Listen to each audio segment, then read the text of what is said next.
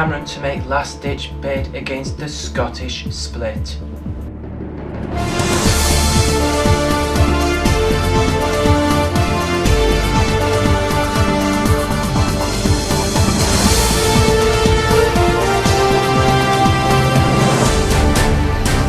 This is the GAP News at 5:30 with Gary Pendlebury.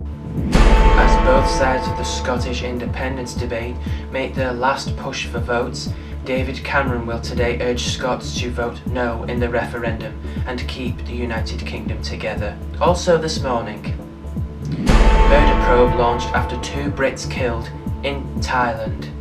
And Cowell donates £25,000 to Manchester's Dogs Home after blaze.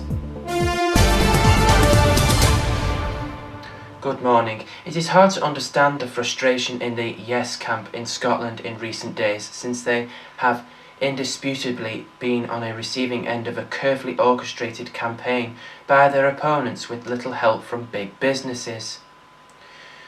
At times it has bordered on the comical. I particularly enjoyed the headlines about Scotland's whisky industry being under threat, and it has now got to the point where one half experts of the Met Office to come out and predict the sun will never shine again on independent Scotland.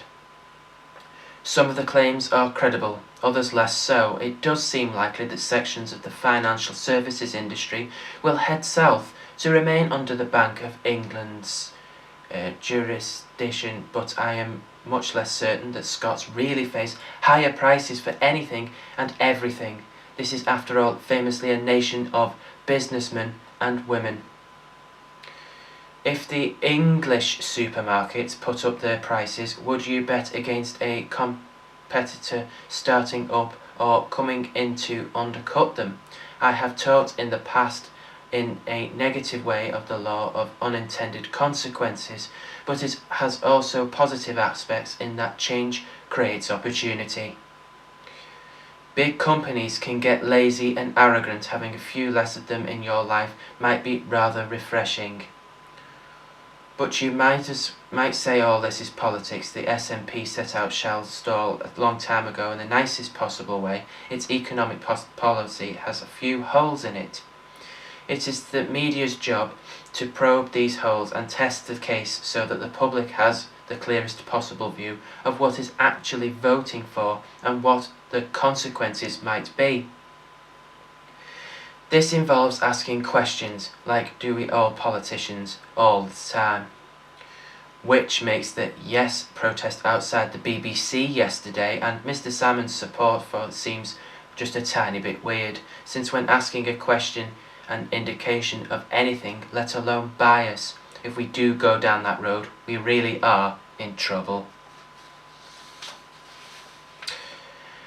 A murder investigation is underway after the bodies of 2 British partygoers were found on a beach at an island resort in Thailand. The pair were thought to have attended a beach party on the Koh Tao, in a popular area with tourists and scuba divers. The victims were a 23-year-old woman from Great Yarmouth, Norfolk, and a 24-year-old man from Jersey in the Channel Islands, according to the Thai authorities. And finally this morning, Simon Cowell has pledged £25,000 to Manchester's Dogs Home after it was left devastated by a fire. The X Factor judge told Good Morning Britain he was horrified to hear that 60 animals had died in the blaze and felt that the donation was the least he could do. More than £1.3 million has been donated to the home since the fire last Thursday. A 15-year-old boy arrested in suspicion of starting the fire has been released on bail. And that's the way the news looks this morning. We are back with more news at 1:30. Meanwhile, from all of us here for now, goodbye. Thank you very much for watching.